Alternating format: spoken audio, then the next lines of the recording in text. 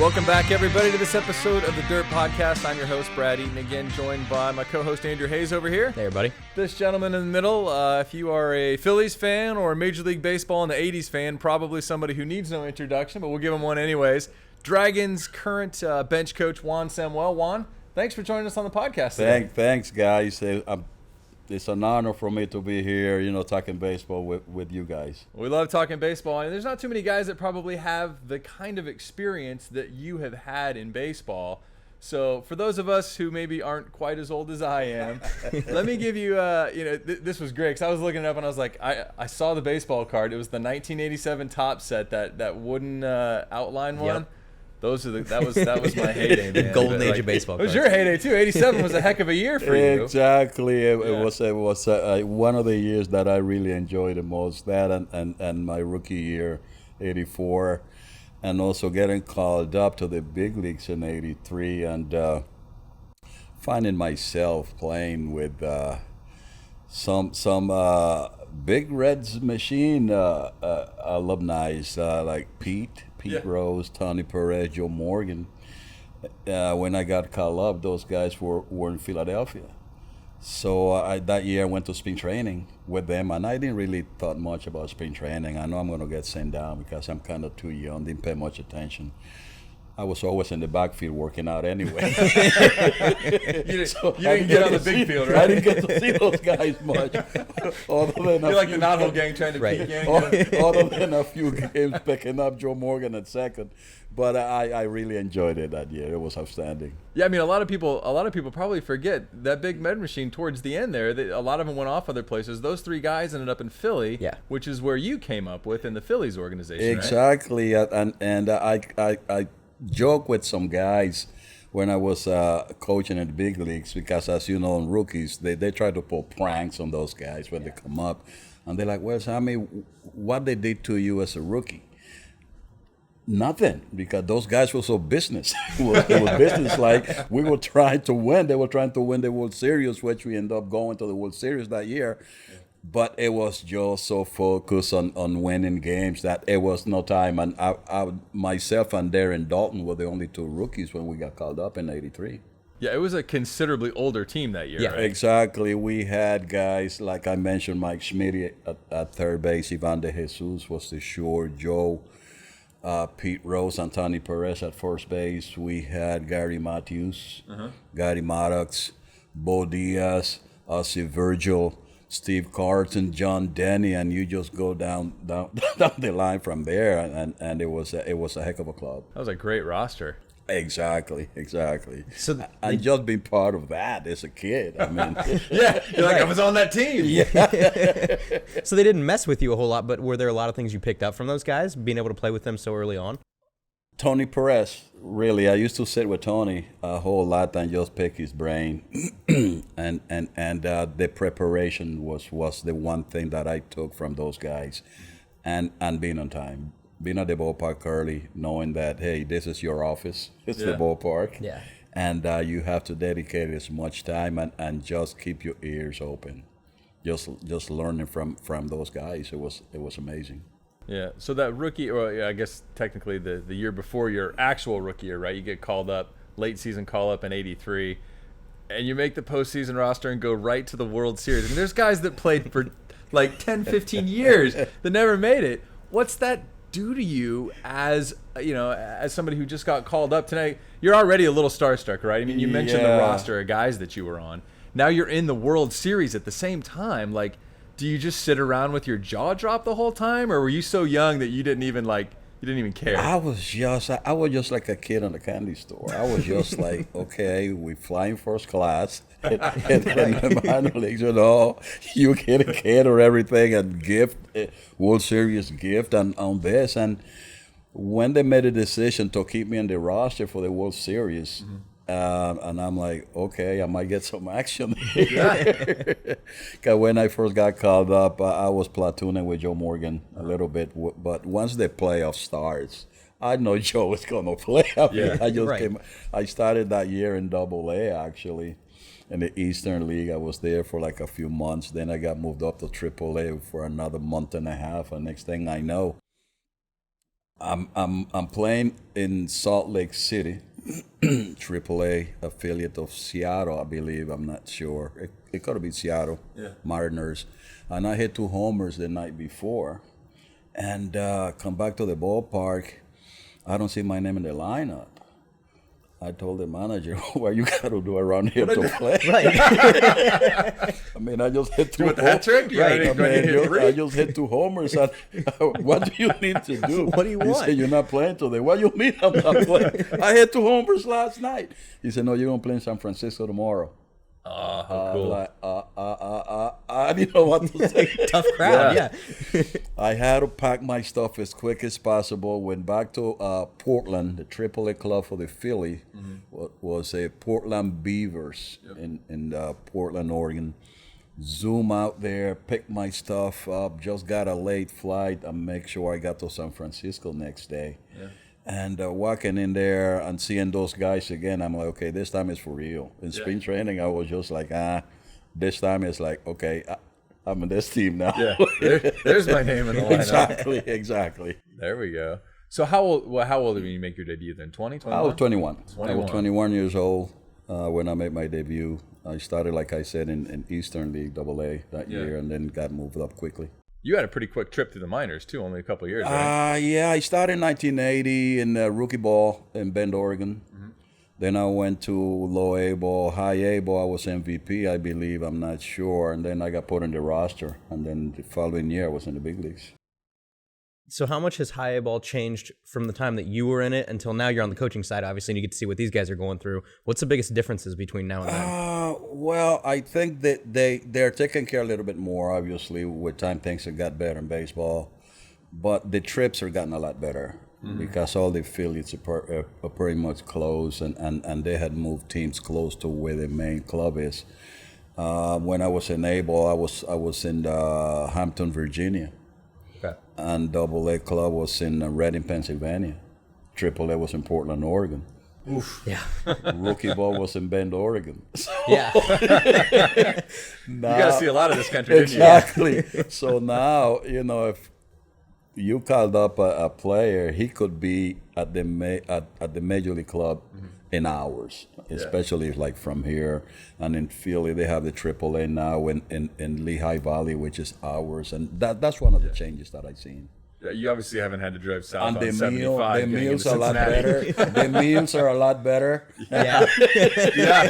Yeah. We talked with Leah. At the time was the nutritionist, I guess, for the Reds last year, and yeah, she was running us all through everything, and we're like, wow. Oh, they're really better, as you know, guys. Now, they in the gym a lot more. They probably do a lot more things than we did. We did a lot of stuff on our own, get ready on our own. The staff at minor league levels were not. We didn't have many coaches, so a lot of time you had to figure things out on your own. Yeah, you probably didn't have all the technology, all that kind of stuff. No, not at all. Not at all. Yeah. So you got to travel a lot, obviously. If you go back through your resume, it's every corner of the United States you've been in playing baseball. What was your favorite city along the way that you got to play in? Not necessarily maybe the organization or how well your team did, but just city itself. I always enjoyed Chicago, San Diego, LA.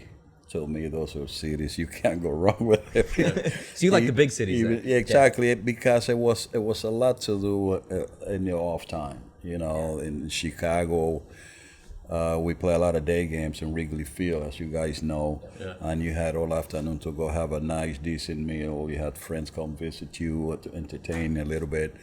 LA, San Diego, weather is outstanding. Yeah. So those are probably my favorite places. Were there any places that were your least favorite to go where you're like, man, I don't really want to go back there? It seems like, I'm not trying to knock on Pittsburgh. It seems like we had enough in Pittsburgh every time we came down. And the players like, okay, what are you doing? What are you doing today? What are you doing? I don't know. And let's say Pittsburgh was a vastly different city in the 80s than it is now, too. For some reason, especially when I was playing for the Dodgers, we traveled on off days. That's one of the tough things about playing on the West Coast. You have to travel on your off days. So a lot of time we spend most of the off days arriving in Pittsburgh, And there was not a whole lot of stuff for us to do at that time other than just visit a teammate's room. Yeah. Okay, let's go to this room, see what he's doing, or go catch a movie with one of the guys. But it wasn't a whole lot. No. So now let's talk a little bit about your playing style, right? That I was kind of reading about it and talking with Tom a little bit about it. Tom Nichols, our broadcaster, and I love the quote that you had that it was quoted in like several different places. But you're from the Dominican Republic, island known for making great baseball players. But your quote was like, "Hey, you're not going to walk off this island. You got to hit your way off of it, right?" I mean, you're a free swinger was the other one that I had seen quoted on multiple occasions. Tell me about that. Obviously, there's plenty of guys out there that didn't take that approach, especially as you got in the '80s and they started trying to get more walks and get on base. But you're just like, I'm going up hacking. Yeah, huh? I mean, I came up with that quote because somebody asked me, hey, how does it feel coming out of the DR? And I know you guys enjoy baseball. That's all you do.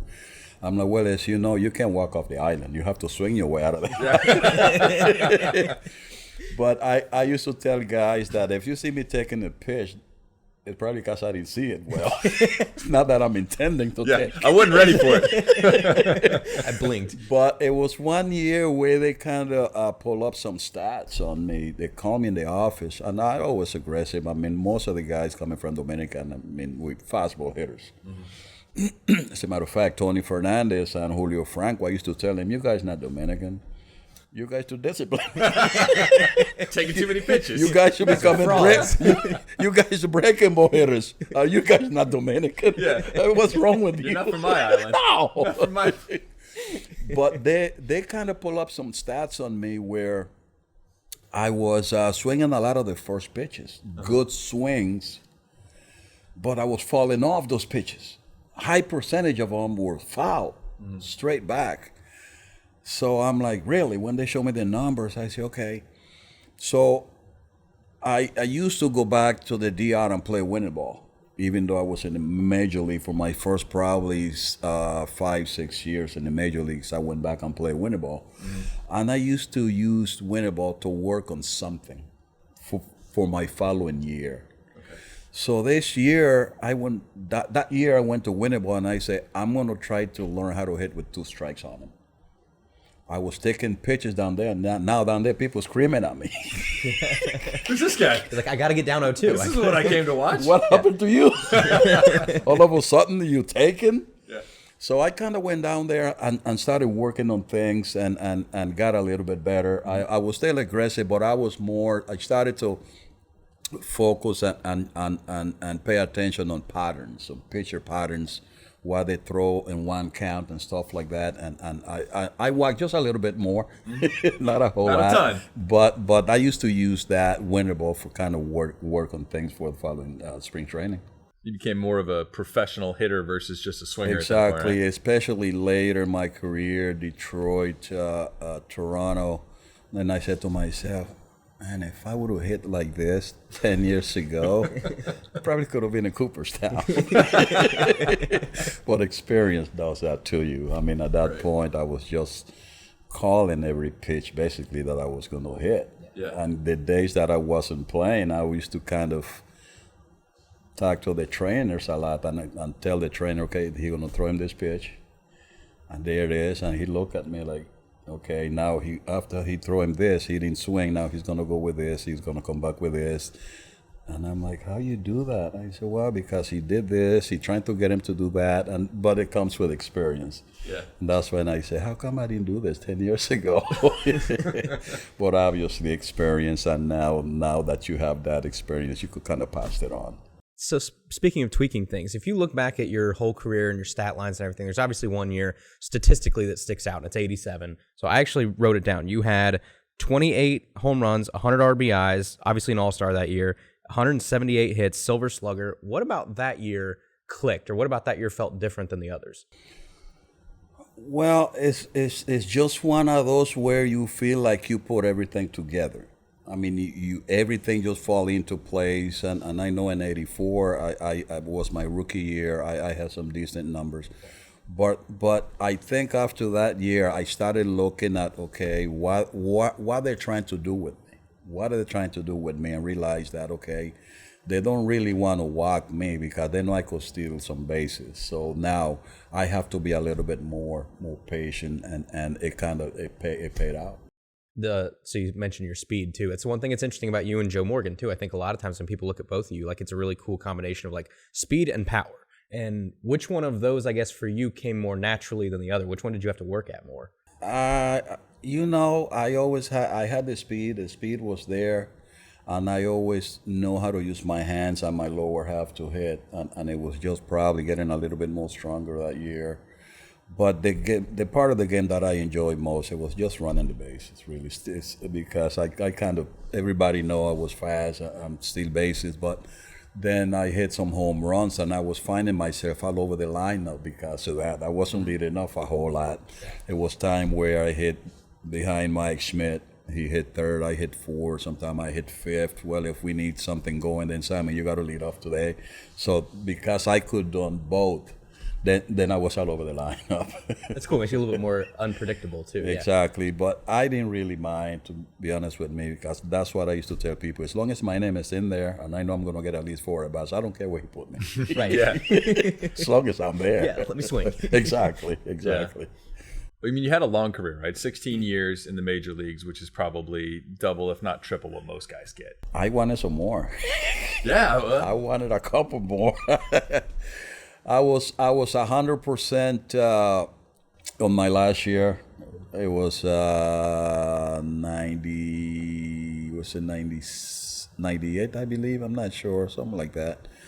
And that year, I didn't really play a whole lot. I was a free agent that year. I was promised some things with Blue Jays, so I came back and signed with the Blue Jays, and they didn't deliver. So I found myself just with like 50 at bat that year, not a whole lot, to the point where I was asking the GM just to let me go and keep the rest of the contract because I want to play.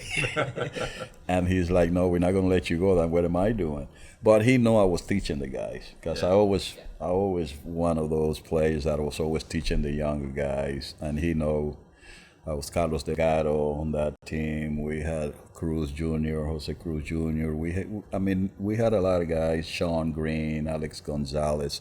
So they know I was teaching these guys. So the following year, season was over. A couple teams kind of offered me to come to spring training. I think it was Seattle and the San Francisco Giants.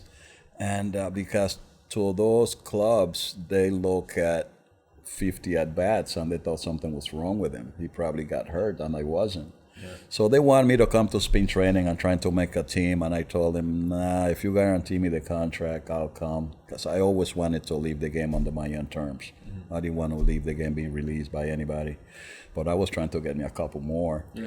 So my agent that year was in the winter meetings and told me that John McHale Jr., he was the president of the Tigers, approached him and said, if Sammy's ready to coach, we got a position for him at the big major league level right away. When they called me, and I'm like, man, I'm trying to play. I want to play. Wait a second. I want to play a couple more years. I was like 37 years old, something like that. And I'm like, I want to play a couple. I'm like, oh man, I don't know. So I called my good friend and one of my favorite managers was Sparky Anderson, who I played for in Detroit. I call him, Skip. I don't know, man. They calling me to the Tigers for me to coach, and I don't know if I'm ready. I like to play some more. He says, Sammy, I was the one that recommended you. I'm like, then why am I calling you? He go, you're going to be good at it. You could give it a shot, a year or two. If you like it, you stay. If you don't like it, then you try it already. So I went from playing in 98 to coaching in the big leagues in 99 right away, first base coach in Detroit. And I'm still at it. Still there. That is a move that's almost unheard of, right? It normally does not happen. I was kind of happy that it happens to me. Yeah. Because I didn't really went down and work my way up through the system. So I stayed in the major leagues right away and became a first base coach, a outfield instructor. because they already had an infield guy. So I had to learn a little bit about the outfield, even though my last few years in Toronto, I played everywhere. Okay. So I kind of had something to teach those younger guys. And I ended up being there 7 years. Yeah. So yeah, let's talk a little bit about the coaching then, right? Obviously, that transition was whether you knew it or not was probably, I think other people saw it in you, right? Yes, but I struggle the first kind of couple months of the season with it because I was still thinking like a player. Mm-hmm. And I used to kind of get upset, and I'm like, how come you can't hit that guy? I can hit him. Yeah. They didn't give me a contract. I didn't hit that. You got to know he's throwing you that fastball up on the end to come back down on the way. I mean, you know. Mm-hmm. And then I used to kind of, and I'm like, man, why is he taking those pitches? Why? I'm thinking too much like a player. Mm-hmm. So after my 2 months of coaching, I'm like, wait a minute. I'm supposed to be teaching now. Instead of just yelling at him, I should have let him know ahead of time. I said, no. Time, yeah. And one of my old coach basically told me, you know, coaching, you have to repeat yourself a whole lot and have a lot of patience. Have a lot of patience. Exactly. So then after that, I was fine. I was just trying to correct it, talk to the guys about, you know, how to do things instead of, man, you got to hit that guy. So what was the difference between going from, because you obviously went from, you know, base coach in major leagues, and then you went down and you were a manager in the minor leagues for a while too. What was that transition like? I went 1 year. Yeah. Once I left Detroit, I interviewed for the manager's job in Detroit. When Jimmy Leland got the job, yep. I interviewed that day, and Dave Dombrowski was the GM. He said, "I'm going to recommend you to Jimmy Leland, but it's going to be up to him to put the staff together."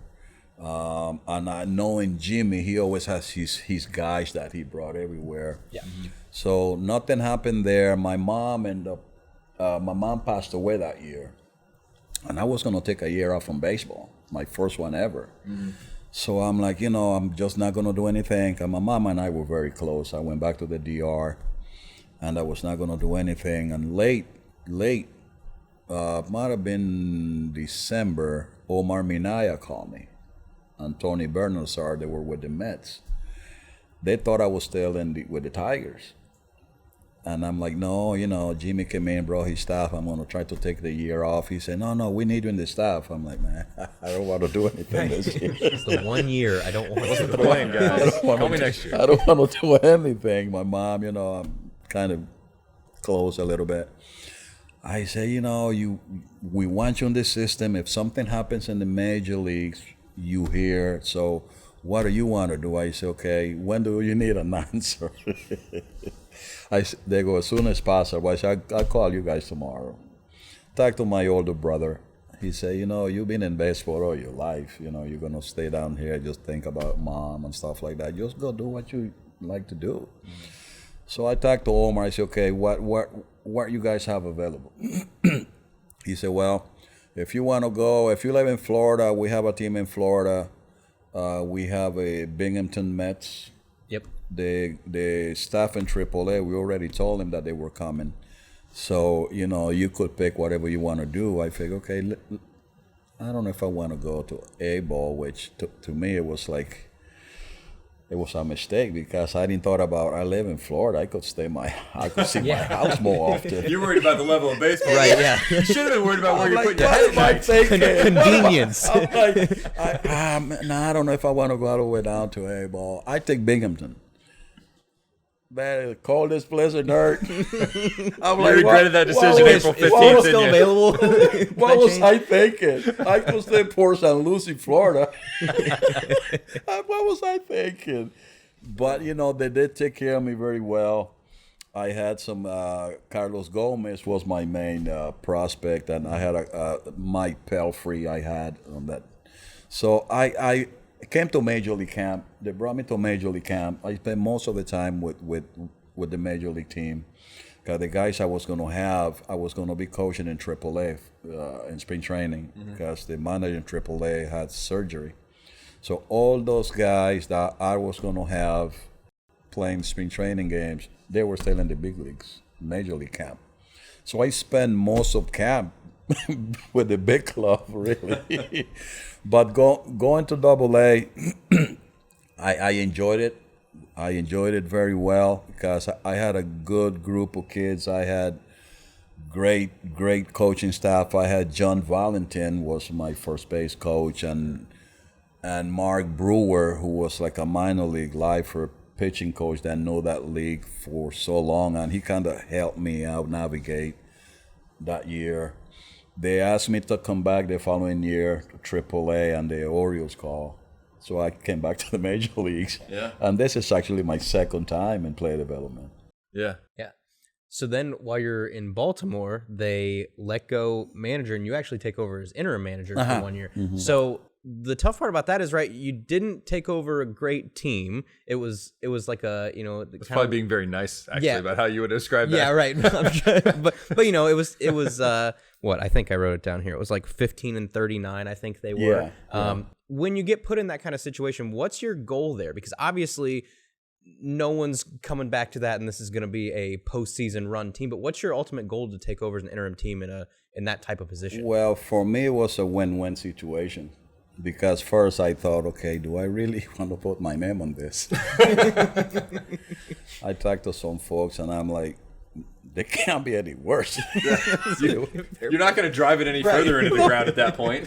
It can only go up. So I'm like, if I could get these guys to play with some intensity, some enthusiasm, win some games, I accomplished what I wanted. Which we did. It was one time where the Texas Rangers were in first place, and we went out there and swept them. That's awesome. And I'm like, I'm gonna take this with me. I know they already talking to Buck Showalter, because him and I had some conversation, because they wanted somebody that had done it before, and wanted to restructure the whole minor league system. And even Gary Thorne kind of got a little bit upset, because he said, you could do it. You need to put a plan together. He was the PR guy for us. They announced the play-by-play for us, Gary Thorne, good friend of mine. I'm like, I know you could do it. Give them a plan. You could do this. But the conversation with Showalter was already advanced, and I think they already came to a deal. But I enjoyed it, really, the time that I was there, because I had a meeting with my team, and I told them, okay, we dig ourselves, we put ourselves in this hole. Mm-hmm. We got to get ourselves out of it. Yeah. Nobody's coming to help. No. No. So I really need you guys, especially you veteran players, to take over and lined up all these young kids that we have. They were kind of all over the place, coming to the ballpark early, laying on couches. I'm like, get on them. Get on them. We don't need that here. So we played decent baseball after that. I was supposed to stay on the staff as a third base coach, but I wasn't really comfortable because the players were very close with me. I was there for 4 years. Brian Roberts, Nick Markakis, all those guys and I were very close. Adam Jones. Yep. So it was Miguel Tejada, Melvin Mora. We had all those guys there. Cesar Listouris, shortstop, Gold Glover. So I'm like, look, I say, I don't know if I want to stay. I talked to Buck. I talked to Andy McPhail. Andy was not happy with me leaving. He said, "You leaving a lot of money back." I said, "I'm fine. I'm fine. I'm very much set financially." He said, "Well, appreciate what you did. This is what I want you to do the rest of this year. I'm going to make you my special assistant. And I want you to go to the DR, check the academy down there and see what the kids and the staff need. Come back, you write your report, you finish. If you want to come back next year, just let us know." I'm like, okay. So I was going to take a couple of weeks off. I called the DR and I said, okay, how many games you guys got left? He go, this is the last week. I got to go. No vacation. No, I got to go. Because Andy gave me a couple names, really, to see what's going on with these players. And I'm like, I have to see them pitch. So I jump on a fly back straight to the DR, make some recommendations, and I'm glad they kind of took some of those recommendations and helped those kids down there. So then you go to Philly, back to Philly again, which is an organization that loves you, that you are considered one of, the great Philly fans, and you think of Juan Samuel, Philly fans love you. How cool was that homecoming to be able to go back? Philly's like home. Philly's like home. It was one of those where it didn't matter. Like I had a good year with the Dodgers when I made my last All-Star in '91. But for some reason, people just remember me as a Philly. Mm-hmm. I could be anywhere else. They, oh yeah, you play for the Philly. Okay, I also play with Detroit, the Blue Jays. I got a whole bunch of other teams I play with. Exactly. But Philly was always like home for me. I always knew at some point I was gonna go back as a coach. But to me, I'm gonna try to go. It's like Philly's gonna be my last stop. That's what I kind of, because I know I could get there whenever I kind of wanted, with the ownership that we had at that point. But when the Phillies called, Ruben Amaro called, and the Orioles also called, and I said, oh man, I can't say no. So it was a nice contract on the table from the Phillies. And when the Orioles called, I said, okay, if you guys can match this offer, I'm coming back to Baltimore. And the decision was made easier for me because they said they couldn't match that. And I'm like, okay, now I got to get there. Give you a shot. Exactly, I gave you a shot. But no, I mean, going back there was like, I never left. Even nowadays, I go there for the Wall of Fame ceremonies every year. And it's like you never left. I mean, fans, you walk down the street, down Broad Street and Market, you go downtown, and it's like you can't hide anymore down there. So then how did we get so lucky to get you? Well, I was out of the game. Well, not out of the game. I was doing a few things for MLB. The camps that MLB does, inner city and stuff like that. We used to do most of them. They still do them at Dodger Town. Okay. That's where they do these clinics. I got involved there for 2 years. Then the pandemic came. Everything. That's everybody's plans. Exactly. Up, right? Everything got shut down, and I got a phone call from Dave Stewart and Ozzie Guillen. They were involved with this team in Mexico with Pat Listash, who was going to manage, and Dallas Williams. A lot of the ex-major leaguers are down there. So kind of help him out and see if I wanted to stay there a year, which I did. Mm-hmm. Stay 1 year with Pat Listash. We had an outstanding club. And then the Reds call. And I always wanted a shot to get back in, which, as you guys know, is kind of difficult for old-timers like myself to get back in with all the new guys around, all the new technology. But I always wanted a chance to come back in and give it another shot. And when the Reds call, and I talked to my agent, talked to some people, and got some friends in the organization, like Eric Davis was my teammate. Billy Doran, good friend. We have the same agent. I mean, Sean Penn. I mean, it's from Philly. Yep. So it's Lenny Harris, who was my teammate, also was working here for the Reds. So it was kind of easy. Spin training went kind of smooth. And so we just, okay, let's just give it a shot and see what's going to happen and see what happened in the following year, and we make a decision. Yeah. So tell us now about your role here with the Dragons, right? So I think your official title is bench coach, but as we were talking about before we started recording, there's a heck of a lot more to what you do on a daily basis than what meets the eye right there. Huh? Yeah, we kind of work with the infielders. That's my responsibility. The guys in the infield are my responsibility. Make sure they continue to progress. Make sure they continue to improve. Work on areas of need that the organization had identified.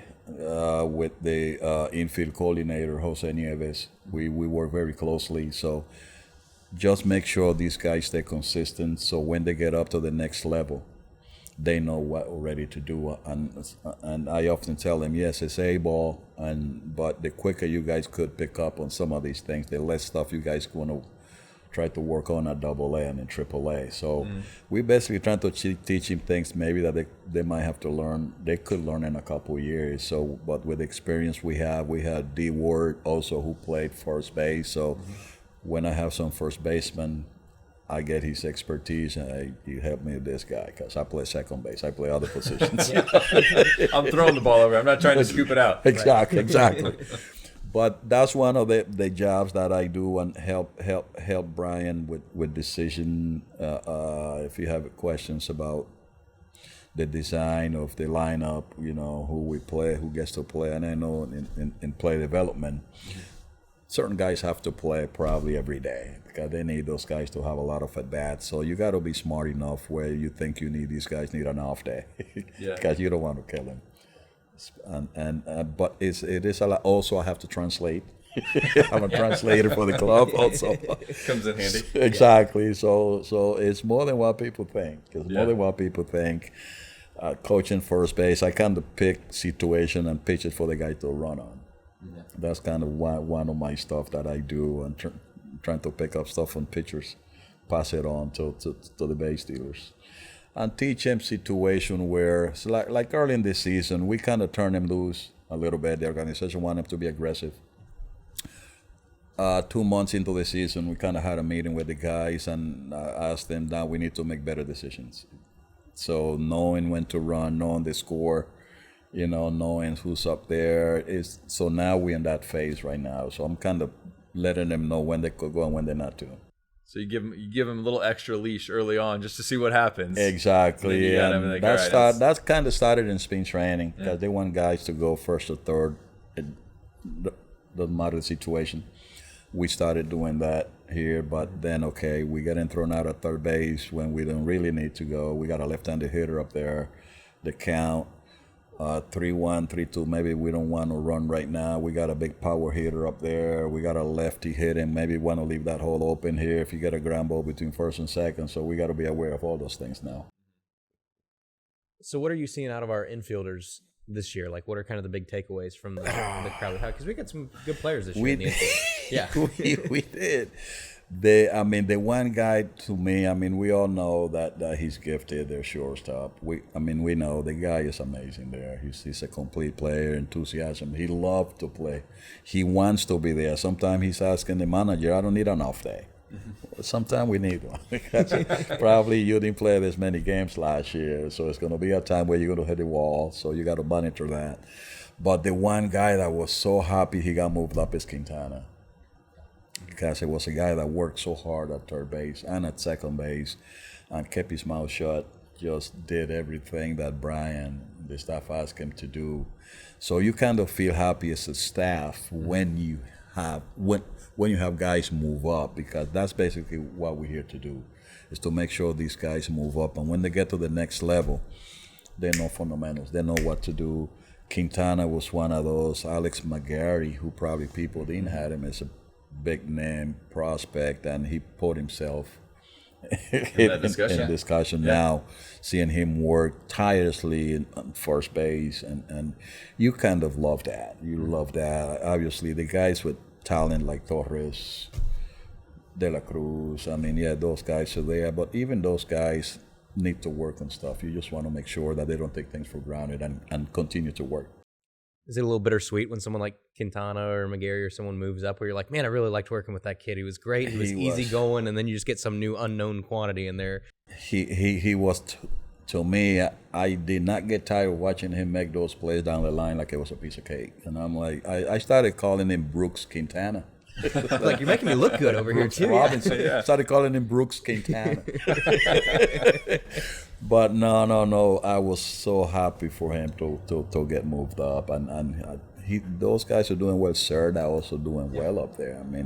It's just, you're happy, and it's fun to see those guys go up and contribute.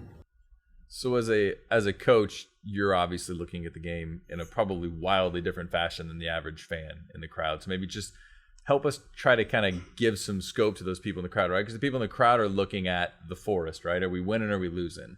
Whereas you, we get thumped the other night by 19 runs. I'm sure there's probably some positives and some great lessons and things that you're pulling out of it where the fans are like, oh, you guys got smoked. And what's the difference between what the fans are seeing and what you're seeing in an game? Games like that, you want guys to continue to play hard. Mm-hmm.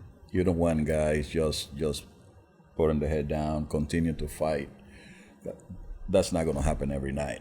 So you need to continue to run the bases hard, do those little things, and we kind of look for that kind of stuff in games like that. It's very easy for you just like to throw the towel, but we watch how guys are hustling, how they're running down to first base, how they're trying to still take the extra base, stuff like that. So we look for things like that. Yeah, this is like the lab where they're trying to figure things out so it doesn't happen when you get to the big league level, right? Exactly. all the kinks Exactly. now. Just make sure you play hard every pitch, every inning. Make sure you stay on the game. Yeah. So we're getting into the dog days of summer here, right? As we're recording this, just here in the first week of July. But as we're getting into those days, right? You've got 16 plus years, MLB experience, 18 plus in the coaching. What are the things that you're going to be looking for and you're going to be talking to the guys about coming up over the next few weeks or month or two here as we get into the stretch run? They need to get some rest off the field. You need to pick your spots to do whatever you want to do. It's a marathon, right? It is, because as you guys know, for the majority of these guys, this is the first time they're playing this many games. And basically, a lot of the preparation start early the season in the gym, because I try to tell them and try to thank the strength coach, you have to sell them the idea that you're getting them prepared for August and September so they could stay strong. So whatever you do in April and May, you don't have to do in August and September. Basically, that's the message. And we expect them to finish strong. We really expect it to finish strong, and we still fighting. We still think we could make the playoff, and to keep them focused, and we all staying ahead of the game. Was what was like when you were a player, right? How were you at the stretch run? Are there things that you'll pull out of your playing career? I mean, I was also. I mean, what got me going is I wanted to play 162 every year. I came prepared to play every game. I did not want an off day, and I set my goals very high to keep me pushing through these tough times.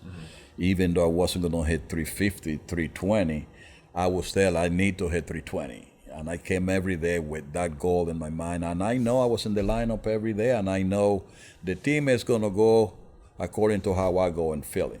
As a matter of fact, the clubhouse guy used to see my uniform clean after the game, and he said, "You didn't do anything. You're not dirty. You're not dirty." I said, "You're right. I didn't do my job today." So to me, if my uniform was not dirty, I didn't do anything. The rest of those guys are picking up on it too, right?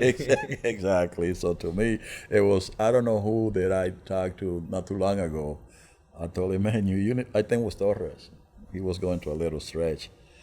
And I'm like, I seen that uniform clean for a whole week now, man. You got to do something. Roll around on the field, do something. I don't care if you slide your out by 10 feet. I just think they're taking your uni after the game and you're hanging it back. They're not even washing you. That thing needs to get dirty. Make those clubhouse guys work for their pay, right? Exactly. But that's what kept me going. I wanted to play 162 every year. Which one year I played 161, and the manager basically told me, and I was fine. I wasn't tired. I wasn't anything. He says, "Sammy, I don't care. You could kill me if you want to. You're not playing today." I'm like, "What do you mean I'm not playing?" Right. I was hitting like 280, something like that. I'm like, if I play you 162, the media's gonna kill me.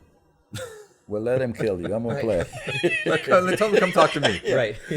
But I wanted to play every one of them, because to me is coming out of the DR, they used to tell us that you cannot take an off day because somebody might come in there. I might take your job. It's a sense of pride, right? Exactly. Right.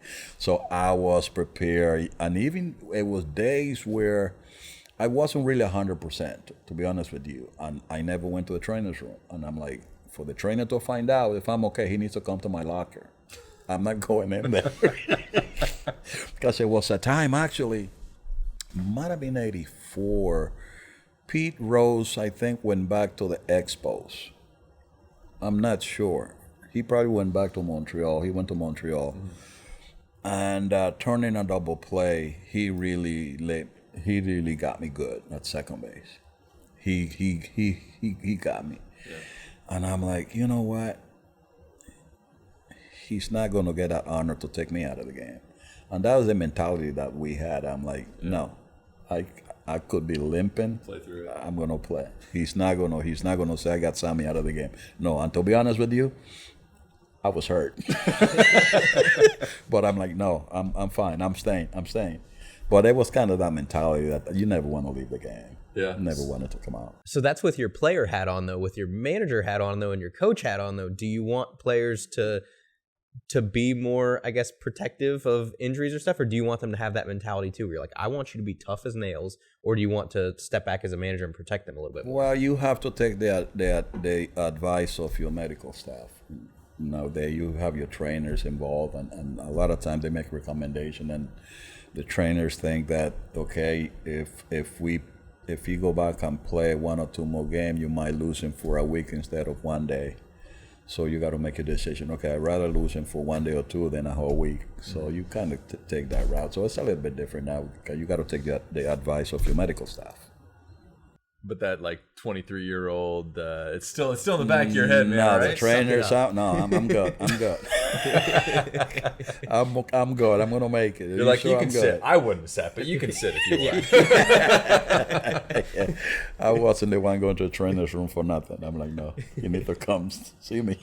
Oh man, well, I tell you what, Juan, thank you so much for the time today. We could probably sit around and talk about stories for hours here, but we know you got a game tonight. We hope things continue to go well for you. And just again, thank you for everything you've done for the game of baseball. Yeah. Thanks for coming up and talking to us and sharing some stories today. It was an absolute treat. So we really appreciate it. Guys, I really enjoyed it. I had a great time. The time went quick, huh? When you're having fun, I guess. Yeah. But no, stuff. I really enjoy it, man. Anytime you guys just let me know.